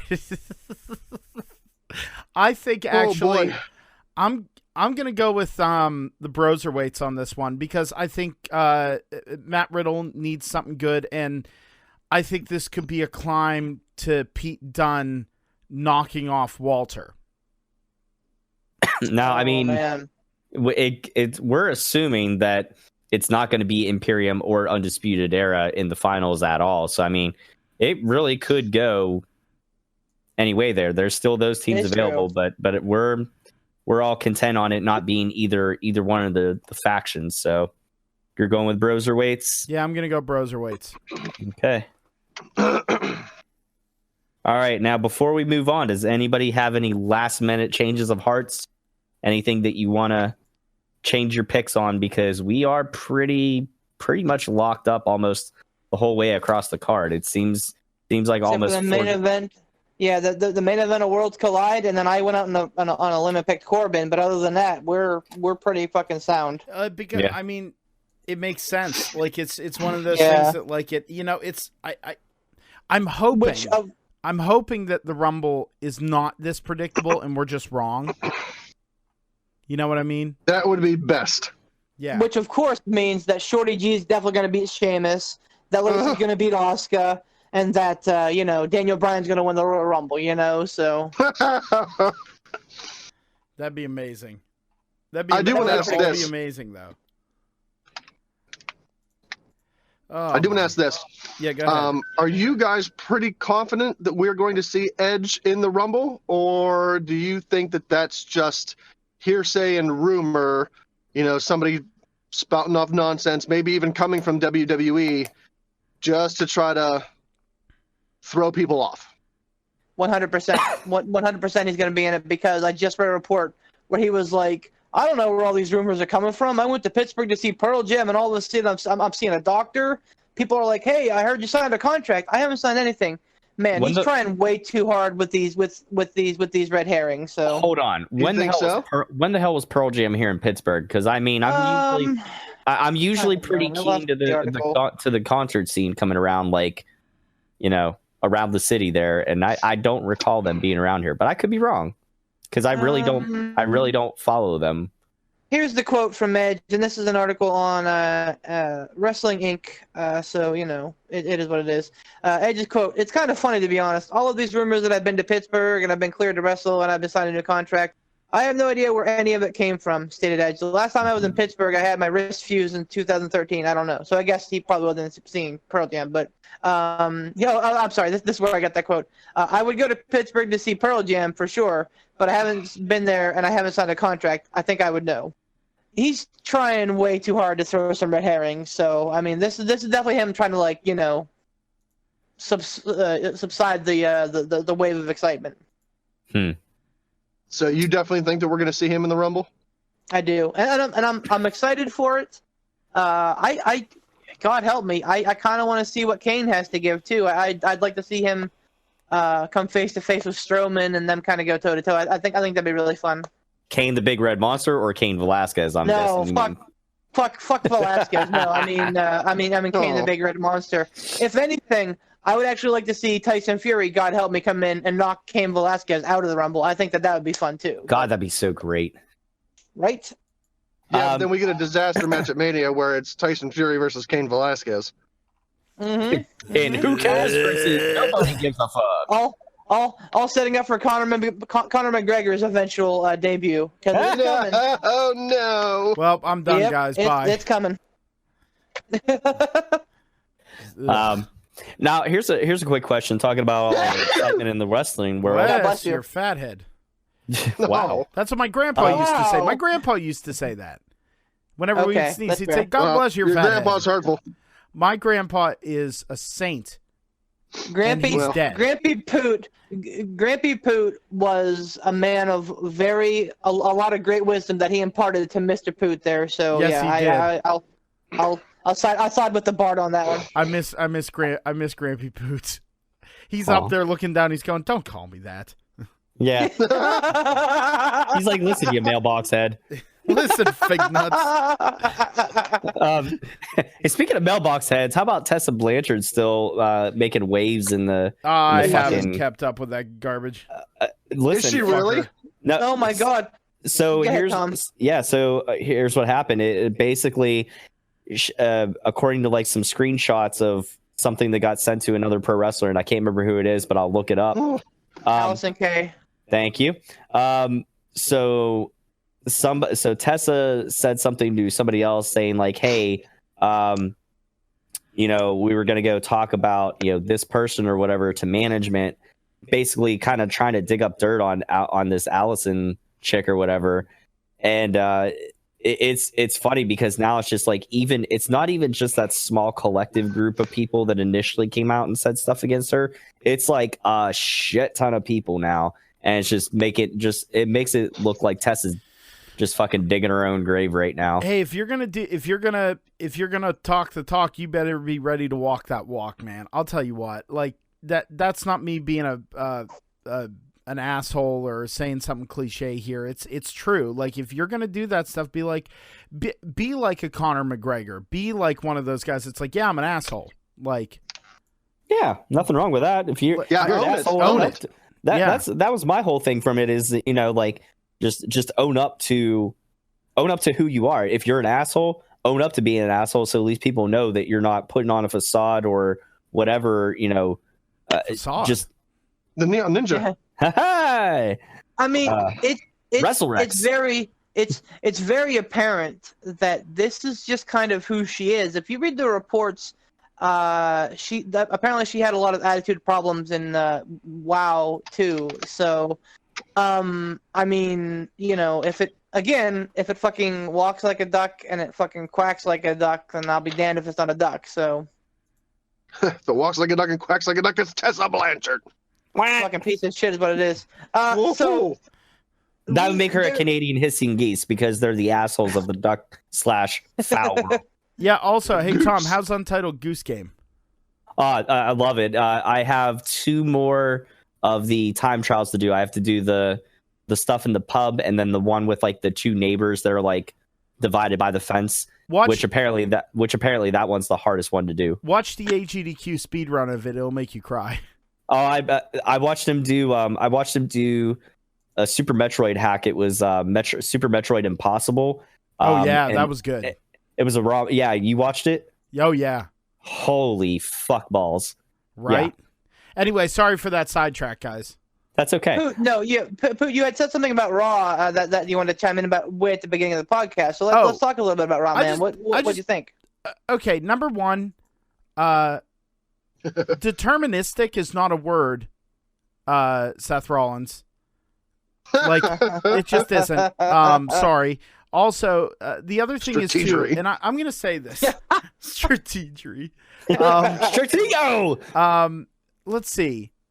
Seth Rollins is turning into the George W. Bush of the wrestling world. Oh man, he's turning into Lex Luger. That's Johnny Saint. That's Johnny Saint. Calm down. Super Brawl Saturday? What is it? Your shirt's too tight, Billy. No, it makes me so happy when we reference that dick face. Oh, it's so great. It's so great. No, my question was, I watched the promo, and yeah, it's that scripted, stilted, not natural BS that WWE likes to do. But aside from that, man, Rollins is just tailor-made to be a shit-eating, like, thank you all so much for the support. Like, just pedantic, like, placating, like, I'm clearly better than you, but thank you. Like, he's so good at it. I love it. Like, they should have had him do this forever. Like, and it would have been over so much more. Like, there was no time where the crowd went mild. You know what I mean? They were booing him. Yeah, and maybe some of it is go away heat, but I think a lot of it is like we're cooperating, you're a heel, F you heat. Could be. I didn't get to see that actual the tag title match at the end. And of course I had the beef reaction where, I jerked my knee so hard that I damn near threw it out of socket and saying, why the hell didn't AOP win? But there is a bit of a line of thought. And after listening to a little bit of Bully Ray, he does have a point in saying that you weren't going to get the quality of a match that you had between the Viking Raiders versus Rollins and Murphy. You wouldn't get that same quality of a match between them and AOP, because AOP they need more reps in the ring because they've been away for a while. However, my whole thing with that is if you're getting yourself almost booked into that corner, why'd you do it in the first place? Like, if you're using AOP on house shows, why did you bother bringing them up as Seth's henchmen if they're not ready to take the titles or be in contention for the titles? Why didn't you just wait a little while? Maybe to sit under the learning tree. Maybe. Look, Mambo Italiano being brought up as, yeah. I'm thrilled with that. That makes me so happy for Mambo. Like, wait, does he have an actual contract with WWE now? No, just saying of all the stuff that he's been doing lately, like like being brought in all on over the place, yeah. Oh yeah. I mean, and so that's no slight to Mambo at all or anything like that. In comparing what he's doing and anything like that to AOP being on television but not really being used. I don't like the idea that they don't care or really give a shit about tag team wrestling. Like, why did they have to make it? Number one, why'd they have to make it a title match? Why not throw it? And why not just throw AOP in there with the Viking Raiders to gain a little bit of experience? If it's not a title match, then who cares if it flops a little bit or not? Get them in there and get the reps in, or have Rollins and Buddy Murphy not win the tag titles, because we were talking about it a little bit in the chat and how we were saying about AOP having the tag titles, Murphy getting the United States title, and then Rollins obviously going for the heavyweight title. It wouldn't quite fit and make sense storyline wise, because Andrade has the US title right now, and if you were going to have Murphy take it, you'd have to have him take it off of Humberto, and that's a shit ton of flip-flopping in like the last month and a half, which I know WWE has done in the past. They've flip-flopped titles back and forth a lot, but even that's a bit excessive for them. That said, I'll let you guys continue to discuss. I got to grab a quick drink. Here's the thing, man. Like, yeah, I agree with you that there should be some continuity, and I don't relish seeing the Viking Raiders lose so quickly, but I mean, it was a great match, I feel. And I feel like Rollins and Murphy are an exciting team. I think that they had a lot of really great chemistry, and they did a lot of really cool stuff. And yeah, okay, part of me's popping because Murphy is, as Botchamania so called it, Little Omega. So like, yeah, he's pulling in a lot of like the super cool indie moves. So yeah, I'm a Murphy mark, but yeah, I mean, like it was a fun match. It's fun to watch him and Rollins go together. So, and like I said, and I've told you guys this is wrestling 101. Put the tag titles on two singles guys. How many times have we seen this before? John Cena and Shawn Michaels. Why am I out of examples? Oh, Chris Jericho and the Big Show, Chris Jericho and the Miz. Benoit and Rhino, like they just like to pull two random people and say, you know what, go and make it happen. Rated RKO is another one, dude. So I mean, sometimes that creates like that's literal alchemy. Sometimes it's just gold. Miz Morrison. I jumped in. I got back right at the end. Did you already reference the bar or no? I did not. I forgot all about the fucking bar. Yeah. Okay. They can really, if they, I don't know, it's hit or miss, but when they hit, it seems like they hit really well. Like Tom said, the bar. Who ever would have thought, oh yeah, let's have Cesaro and Sheamus team up. That'll be a great team. Like if you would look at that on paper, or somebody were to reference that before it happened, like, hey, what about these guys? What do you think would happen if these guys tag? I would think that people's immediate reaction would go, what? Why? They have nothing in common. They've never tagged before. Why them? But look how great the bar was when they were a team. And they had a shorter run, but you could say the same thing about Rated RKO. I don't think they were as good as the bar, but they were very entertaining together. And the programs that they had, especially when Rated RKO feuded with DX, I thought that was some of the most entertaining stuff on WWE programming at the time. Am I out? No. Oh, okay. No, man. We were Sorry, letting that just Sorry, hang there. I wasn't expecting the silence. I'm like, what? Did I drop off the call? For once we weren't like nobody was clamoring over one another. So No, we're trying to get better. We're trying to actively get better. we were sitting in awe, and we're like, wow, what a point. But do you think that's? Do you really think that that's what's going to happen though with Rollins and Murphy? I don't think that they're going to keep them together as a legitimate team, especially with Rollins holding the title. no, I don't think that they will. And honestly, the AOP in their role is just like the big brooding muscle that's backing them up. They're going to keep those. They'll keep the titles for a little bit. I don't know how long or short of a program. Maybe they'll drop them back at Mania to whoever. But if you really think about it, even the established tag teams that are there on Raw, not just two randos thrown together. Think about it, there's not a whole lot. I mean, you got Viking Raiders, who even still are in their own right are a great team, but as far as how they've been used on Raw, they've been thrown in a lot of like who gives a shit squash matches and we're the Viking Raiders. That's been it. There's no emotional investment with them. So maybe them winning the titles back at Mania will actually get us emotionally invested in them, or they might go the other route. Maybe they'll have KO and Samoa Joe, kind of vying for that, or maybe this will be an opportunity for the Street Profits. Who knows? What if? Sorry, Tom. Go ahead. I was going to say the only other established team would be the OC. Hawkins and Ryder, I guess you could kind of consider them established, but they're who gives a fuck. They're jobbers. Sorry, didn't they just win the titles back last year at Mania? Was that a big fucking thing that like they won the tag team titles back, the Raw tag team titles back? Yeah, and then they promptly lost them like fucking not even a month later, right? They need to go back to being Edge cronies whenever Edge comes back. Yes.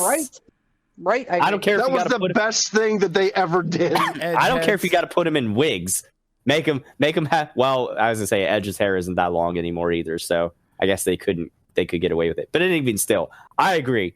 Well, let me pose this to you. What if on the next episode of Raw, after the Rumble, Rollins and Murphy gift the tag team titles to AOP? That'd be something. He does it as an altruistic gesture. Then the fucking ghost of Jack Tunney will rise up out of the grave and take those titles just like he did to the $1 Million Man.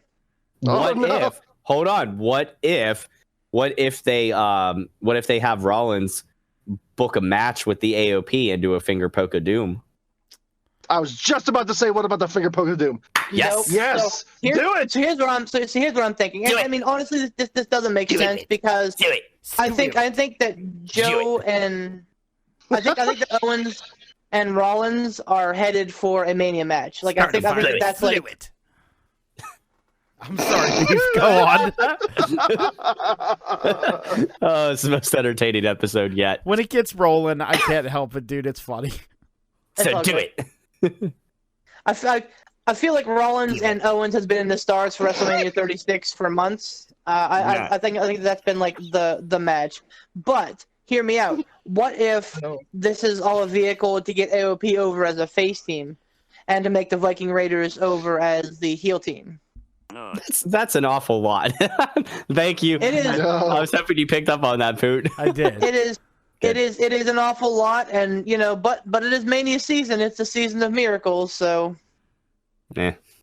So just real quick, this has nothing to do with wrestling, but I think Poot would appreciate this. I watched a YouTube video. I don't know how long ago it was. It might have actually just been recent since the new Star Wars movie came out. But there was a guy who bought a Darth Sidious lightsaber, and he went to something and met Ian McDermott.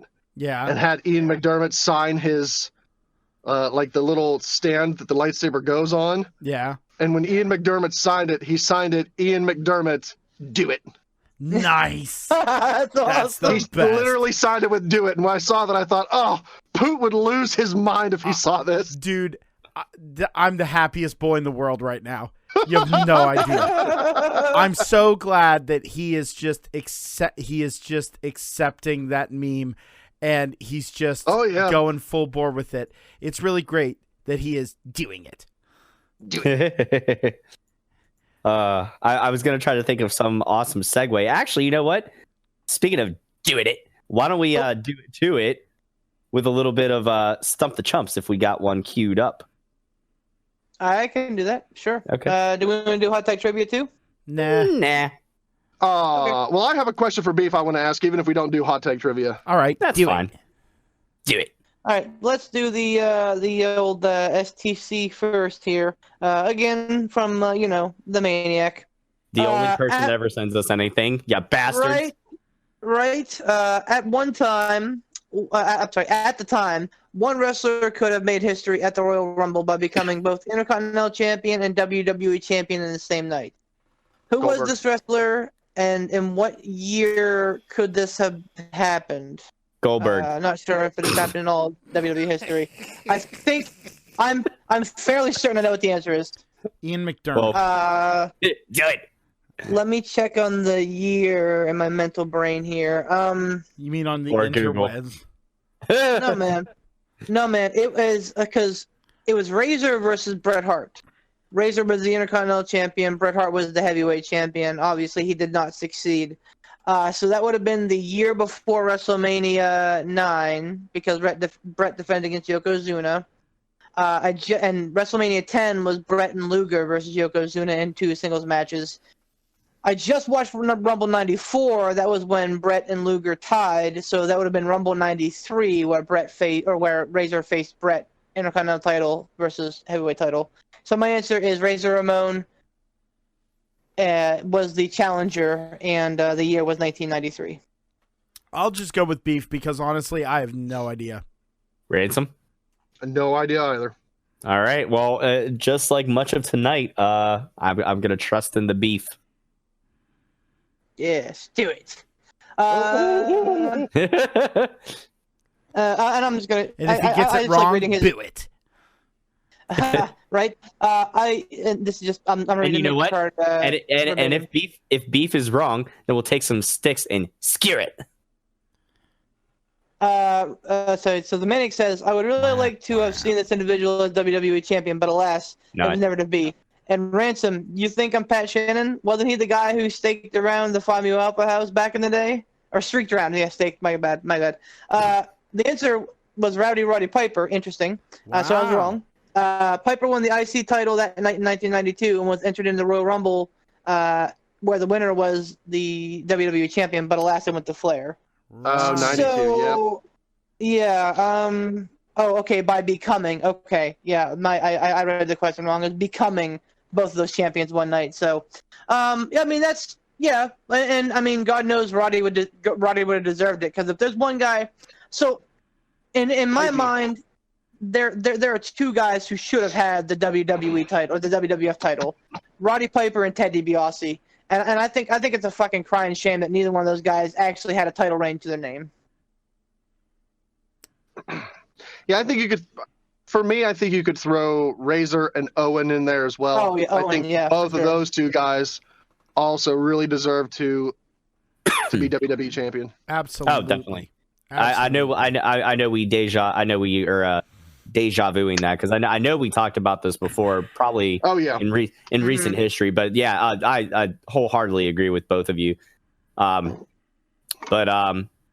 good question by the Maniac there. Yeah, for sure. So real quick, Bianca Belair won the women's #1 contender match battle royal last week on NXT. How do you guys feel about that? Because I don't like. I feel like what they're going to do is they're going to make Ripley a beast by like feeding her a lot of people. I would have much rather seen Io Shirai or even fucking really anybody but Bianca Belair.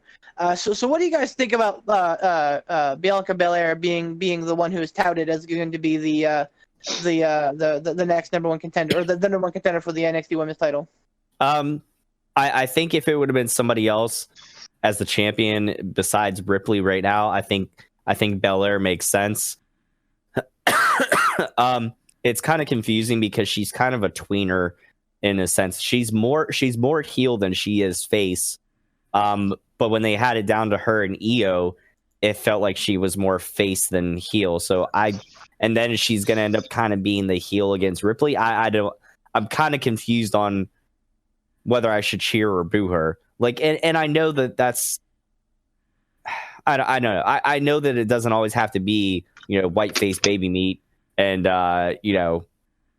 brooding shit spewing heel, but like, I don't know. You do need some sort of semblance. If you have tweener versus tweener, you can't really, it's harder to get emotionally invested one way or the other. I feel. I don't know. I'm okay with it.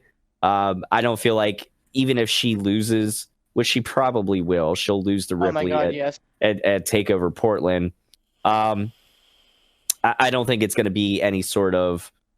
I don't think she's going to look. She's not going to look weak in doing it. I think she's still going to go over, even in losing to Ripley at Portland. So I guess I'm okay with it.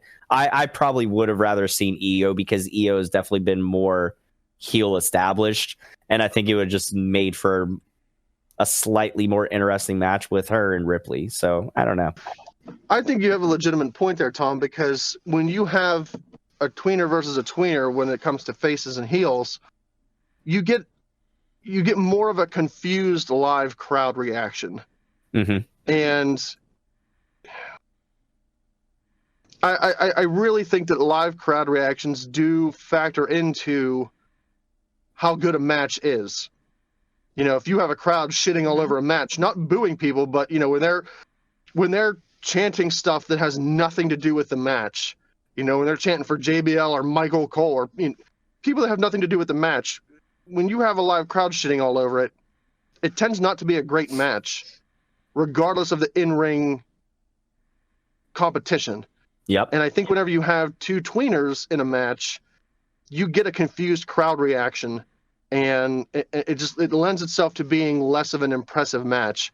And I think if it was Io, you would have established face versus heel, and I think you'll see that in the crowd reaction come that match. I think the match will be good, but it'll be a confused crowd.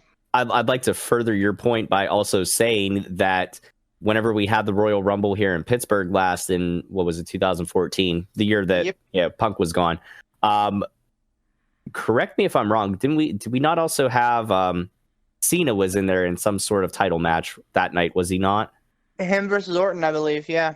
And I think I was trying to remember if it was there, because I think I remember being part of the crowd chant whenever that match was going on saying, "We want divas." Yep.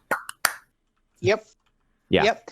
And here's the thing with Bianca Belair. Like, I like her style. I like her look. I like her moveset. She's very dynamite all around. But, like, she has literally big showed NXT. She's been face, heel, face, heel, face, heel, and has not changed a damn thing. She's still the face-clapping EST of NXT. She's still the person. There has been zero attitude change. It's just about, as you kind of alluded to, Tom, who she's facing. Yep. When she faced Shayna, she was a huge baby face. And then she fell in with the heels leading up to War Games. So that put her back on the boo train. So I just what do you think, Poot? You're a bit of an NXT connoisseur like myself. I feel like Io just, her heel turn made sense in the story, but like it just doesn't. I like heel Io Shirai. I just feel like they haven't kind of busted through the wall that she's been slamming into. Does that make sense? It does. And I think that all three of the Japanese women turning heel at the same time, around the same time, just kind of confusing for fans as well, especially those who weren't familiar with Joshi and Stardom and all that. Okay, can I finish? kid. Oh. No, you make an excellent point. Actually, that was going to be kind of part of my point, is that it's just kind of like, it just doesn't, it felt like it didn't feel organic at all. It felt pre-planned. It felt like, oh, this'll get her over, this'll be different. And it's just, I don't know, it's just kind of been meh. And that makes me sad because I really like Io Shirai.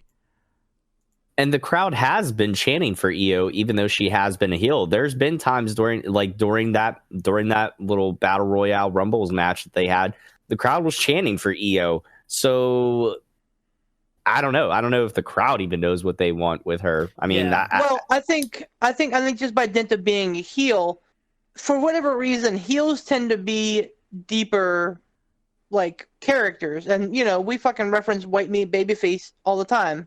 Fuck, I fucked it up. Anyway, we reference the fucking, like, the fucking vanilla cock bites all the time because, you know, like Humberto Carrillo, even, God help me, Ricochet, like, they're so one-dimensional. They come out and they're smiling. Hey, I'm Smiley Joe. How you everybody doing? I'm going to do 370 flips. How you doing?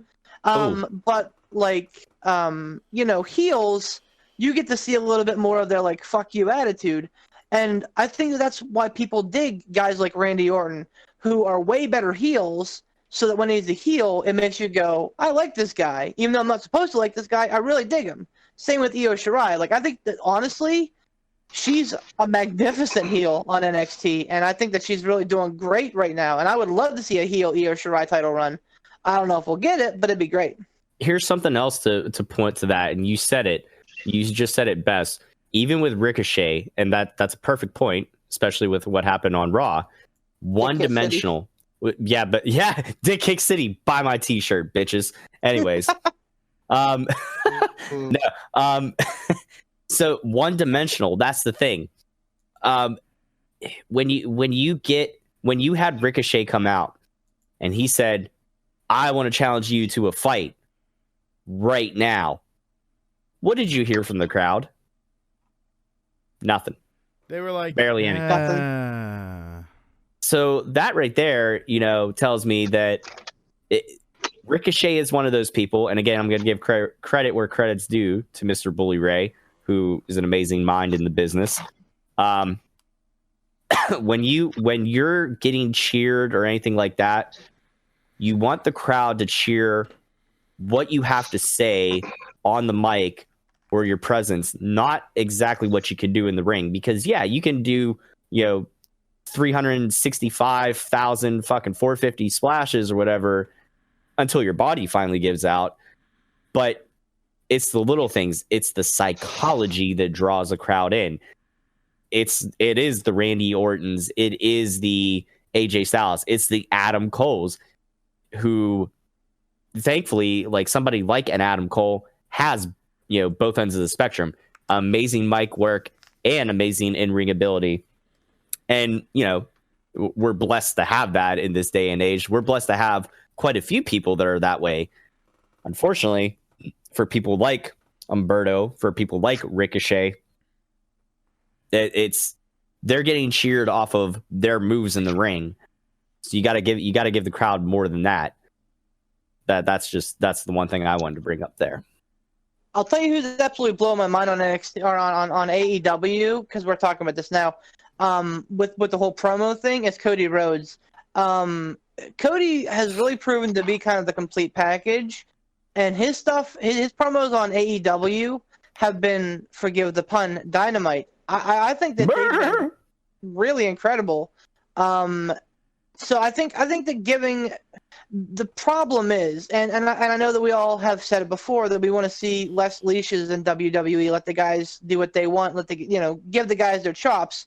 You know, otherwise, you know, we wouldn't have ended up with guys like Stone Cold or The Rock.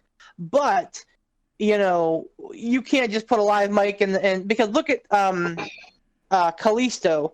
When he got drafted to SmackDown here like 3 or 4 years ago, they did that backstage segment, and like you could tell it was off the cuff. But man, he was floundering all over his words. He had no idea what he was trying to say. And he ended up just like shaking his head and walking away.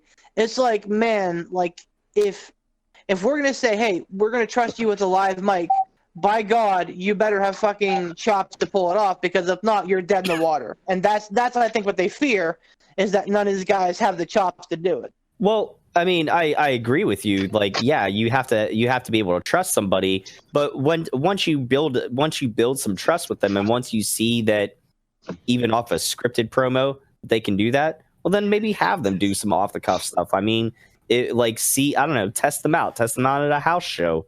Okay. And have them come out and do that. I mean, I don't know. Well, I mean, it's really hard to make people. It's hard to teach that. That's the X factor. I mean, like, people can learn how to cut a good promo, but like they can't. It has to be something. You have to have an innate ability for that charisma, because there's a difference between like Ricochet charisma, which is like watching him and going, "Damn, how does a human do that?" And I'm not talking about the butthole fingering video. No. Hey, never forget the hashtag never forget your butthole. Never forget. Hashtag reach around. The hashtag finger poke of doom. All right, I'm out. So, but the Jack Tunney. the Jack Tunney. But the thing is, then there's the like Jake the Snake. When I think of legendary talkers, man, he's up there. He is absolutely up there with the best of them. The psychology of it, just having that in you to be able to deliver that kind of promo is something that I think is there's an X factor to that. I agree, and a perfect example of that. And one other point I want to make after I give the rub here to Mr. Alec Ransome on his intro. My God, what a promo intro there. Oh my God. So I had the microphone muted and I was cracking the fuck up the whole time. Me fucking too. My wife was looking over me like I was gonna have a fucking stroke. But here's one other person I want to give a nod to as far as their promo work, which I think will come along in the future, and their in-ring work and their in-ring ability in AEW is amazing, is Darby Allin. And if you guys get a chance, go listen to the Talk is Jericho podcast where he had Darby Allin on. Dude, Darby Allin he's just an interesting person. Like, I that's all I can say about him is you just got to go listen to it. It'll blow your mind. I don't know. And I think, I think that they should really bring in a guy. So like, I'm gonna make another sports analogy here. Like whenever you're building a team in sports, you want to bring in coaches who know the fucking position, who know how to play the position, so they can coach the position. I think that they need to bring in promo guys, because eventually AEW is gonna figure things out, and eventually AEW is gonna be like, you know what, we could probably fucking compete with Raw, and you know what, I bet you they fucking could. But eventually, it's gonna get to a point where these guys on Raw and SmackDown are going to have to get some chops if they want to kind of, sink or swim. And you talk about a guy out there right now who I think would be perfect for the position, a guy who doesn't want a ton of limelight, but I think still has a lot to give the business, is a guy we talked about earlier, CM Punk. I think you bring him in, you give him a nice little payday, and he teaches kids how to riff, how to just go off the cuff, and how to kind of trust their instincts a little bit more. I think everybody wins in that scenario. Yeah. If you look at the great champions in history, the guys that really got over and were top guys, it was always the guys that could talk. And it was always the guys who were able to go out into the ring, either by themselves or with another person, and cut a promo that wasn't scripted. I can't remember whose podcast it was. I want to say maybe it was Bruce Pritchard's. When The Rock and Stone Cold, no, it was when Triple H and Stone Cold, holy crap.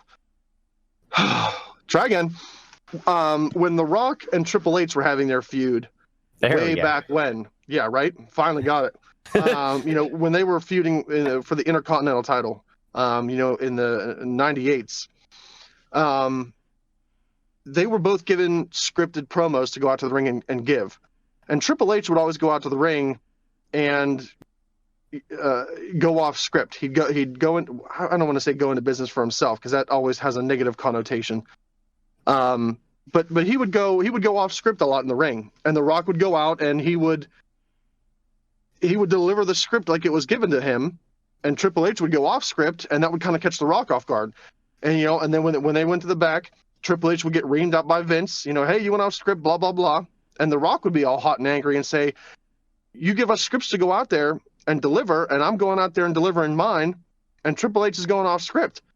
And Bruce Pritchard said to The Rock, "Well, so what happens to Triple H?" The Rock said, "Well, Triple H gets yelled at by Vince." And Bruce said, "Well, yeah. What else?" "Nothing. He gets yelled at by Vince, and he goes out and he delivers another promo off script. If you can take being yelled at, get out there and deliver your promo, however you want to do it." Other than Brock Lesnar, the top guys in the business, the guys who really get over with the crowd, are guys who can go out and go off script and deliver a great promo. You're never going to be the man if you can't go out there and talk on your own. No matter how many promos are written for you, if you can't do it on your own, you're never going to be the guy. Yeah, that's a very, very good point. Well, we're getting a little long in the tooth. Poot, you wanna wrap this sumbitch up and bring us on out? Yeah, man. I just want to thank the sponsors one more time, Mr. Tiger, Uppercut, Bomb, Tom over there, and Casual Gaming Dad, his page. Go on over and check it out. That's Casual Gaming Dad on Facebook and on YouTube and Twitch. It's Casual Gaming Dad 84. And now I can say on YouTube, it's youtube.com/casual. Was it Casual Gaming Dad 84? They have it weird. It's like some YouTube addresses are like youtube.com and then your username, but mine is one of the ones where it's like youtube.com/c/casual gaming dad 84. Oh, okay. Well, there you go. So there you go. youtube.com/c/casual gaming dad 84. We also want to thank Mr. Sean Tischler and his work with IWC in Clearfield, and also his work just in involvement with IWC in general. It's really turned us on to some really, really great promos and some great shows, some wrestlers we didn't know about, and just exciting to see that the indies are alive and well on all levels. It's exciting to see, and you might be seeing the next big WWE or AEW or New Japan superstars. So go on out and support your local indies. And also, one last thing here. I'm going to go ahead before we get into one last thing here. I want to say for myself, Poot the Bard, baby, our reigning, defending, undisputed Cruiserweight champions, Tiger Bomb Tom and Alec Ransom, and of course the ever knowledgeable Mr. Beef the Legend. We want to thank you guys for listening, and make sure you subscribe. You can check us out anywhere pretty much you can get podcasts. We're on Anchor, we're on Google Podcasts, we're on Spotify, and you can check out our YouTube channel. Just search for Pittsburgh Piledriver Podcast. Like us on Facebook as well, and check out our Instagram page run by Mr. Beef the Legend's lovely wife. She does a very great job with our Instagram page. So one last thing here to cover, folks. And also, hold on real quick, before you jump into that. Okay. I know you want to get to it. Just a real quick programming note. This Saturday, before Worlds Collide, before Royal Rumble, join Poot the Bard and myself with the Bard and the Beef's Rumble Ramblings, where we're going to talk to you guys. We want some fan interaction. We're going to talk mostly about the Royal Rumble, the history, some of our favorites this year's, what we're expecting, some surprises, probably get into our Final Fours, kind of get a little bit deeper into picks and things. So check us out. Again, it's going to be around 4 p.m. Eastern Standard Time this Saturday. So you still have time to check us out, get a bite to eat, and then watch Worlds Collide. Take her home, Poot. It's going to be a great time. Actually, I'm going to let Ransom lock this one up. Just one last little thing. Ransom, go ahead. For anybody who hasn't caught on, the picks were done a little differently this evening. Usually we vary in who goes first, but we had Suck It Beef 2020 kicking off strong this year, where the three of us colluded and decided, other than maybe one pick, we're going to pick exactly the same picks that Beef picks, and we're going to see if he can catch on that we were doing this. And in typical Beef fashion, with his ego being as big as it is, he had no idea that we were in on the whole, hey, let's let Beef pick first on every single pick, and then we'll pick the exact same ones. Good night, everybody. Suck it, Beef.